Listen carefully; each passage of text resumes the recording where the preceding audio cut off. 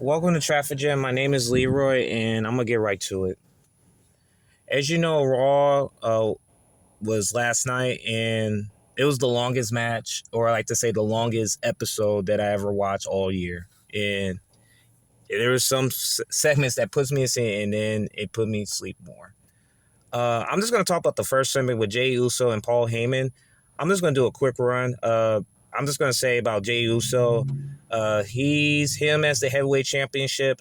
I don't understand it. I think they're trying to add more collection to the bloodline, and I feel like The Rock, the final boss, are trying to make Jey Uso the prime time of all champions.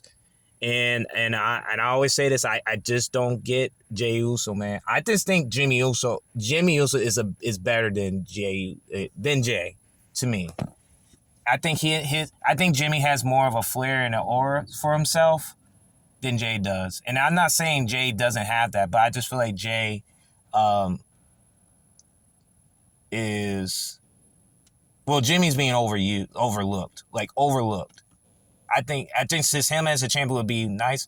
It's just I don't understand the bloodline collecting belts and all of that stuff, and I get it. It's just that what does that do for his opponents moving forward? And I want to talk about it. But back to the segment, Paul Heyman requests if he could join us, requests to join his crew, Seth Freaking Rollins and Braun Breaker, and Jey Uso refuses, and now he wants to fight Seth Freaking Rollins for the heavyweight championship in the main event, and I'll talk about that in a few moments. Did not like the segment. I think it was just mid. It should have been Seth Freaking Rollins to give him that initiation, and then just all that. All right, all right. Thank you, sir. Thank you. All right, thank you, sir. All right, sorry guys, I had to get my food again, but I just don't understand him having that championship, and then he's gonna have a championship with Logan Paul of all people, man, at Backlash.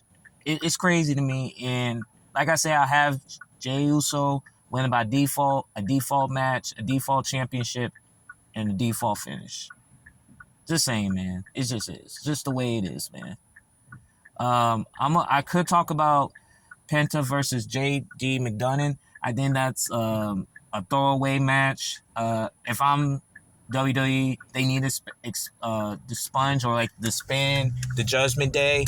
It's just a clubhouse of Judgment Day. It's not the Judgment Day that first came out. And I always say this: Edge, Damian Priest, and Rhea Ripley were, and you can say Finn Balor were the prime time Judgment Day of all Judgment Day, and it's turning into like a clubhouse and a joke to me. They need to disband that group immediately and go on their separate ways. They just do. Penta won the match against J.D. McDonough. It's going to be Dirty Dom versus Penta for the Intercontinental Championship. That's going to be an interesting match. I'll probably watch it just a little bit, but Judgment Day will try to get interfere. And I'll be shocked if Dirty Dom loses the championship at WrestleMania. Like, would it be crazy if the people that won the championship at WrestleMania, they dropped the belt the next pay-per-view? I think that would be so unrealistic. But WWE is not that clueless to do something like that. But you never know, man. You just don't know. But I have Dirty Dom winning the match by the help of the Judgment Day. So, yeah. I could talk about the Miro and Otis match. Miro, he's a phenomenal presence, man. He just is. It's just that just give him some legit opponents, man, and then you can make him a top guy. But I just feel like right now they don't know. They probably won't know how to use him during his time at the company. Him as his presence and what AEW has used him for and exposed to for where he is, he's going to be another Braun Strowman on the roster. He just is a big guy on the roster, and you just throw him in any match you want that don't have no meaning to it. That's what I'm saying, man. Watch what they do with Miro, man. He's going to be another Braun Strowman. He just is. Now, let me go to the Gunther and Pat McAfee segment, man. I don't know why they're having this match on Backlash. I don't understand the love affair of Pat McAfee of all people. Nothing against the man. It's just that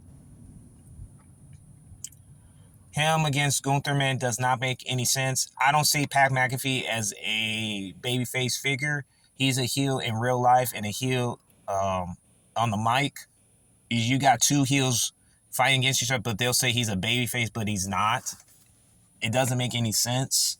But they just want to do it for just views and sponsorship. So, allegedly, but I just feel like Gunther should beat him clean. It shouldn't be like, and if I would be surprised if it's a 20-minute match, and it shouldn't be. It should be like 5 to 8 minutes, and just beat him clean. I have Gunther winning by landslide. Him losing to Pat McAfee will not only bury his character, but it'll bury his time in WWE, and he won't be happy about that. And that will cause a lot of rift moving forward. And I could talk about the WWE releases today, but that's going to be for another video. But yeah, man, like WWE is just trying to cook things up with a lot of stuff right now, and it's burning the kitchen right now, and it really is. Now let's talk about I could talk about the Becky Lynch and the Valkyrie. Start with the V. I still can't get her name right. And for the Intercontinental Women's Championship, I just don't understand why they don't have no build up to it. And what's crazy about this is just how you win the tag team championships from Raquel and Liv Morgan and then drop the title the next night. I never seen anything like that. Like I see if they would have hold on till Backlash and then drop it, that would have made sense. But at the WrestleMania, man, it's just, and then into Raw and then drop titles on a TV program, it's just, that's crazy work, man. It just is. But Becky Lynch will face her for the Intercontinental Championship. I don't know how that's gonna go. I have Becky Lynch because she just they still have her as a heel, but she's liked in the crowd, man. She really is. Even though they boo her, but I think they like her, man. They do. I have Becky Lynch win that match. Now let's go to the main event. Jey Uso and Seth freaking Rollins. And I'll just do a very quick one, man. I could go over the counterattacks, the false finishes, and all that. I could go in detail with that. That match was so out of it was like an AEW match, man. And that's probably and I'll probably take heat for that. That was an AEW match. That first match of the segment they usually have every week. That's what it felt like to me. And with these run-ins with Braun Breaker and Sami Zayn and CM Punk at the end, and then just getting I just don't know what this was going. I just don't have no emotion about this. I really don't.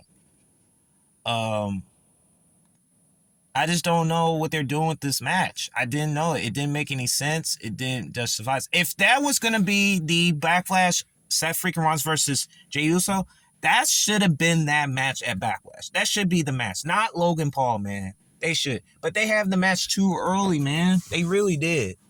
And that's not good for business for that point.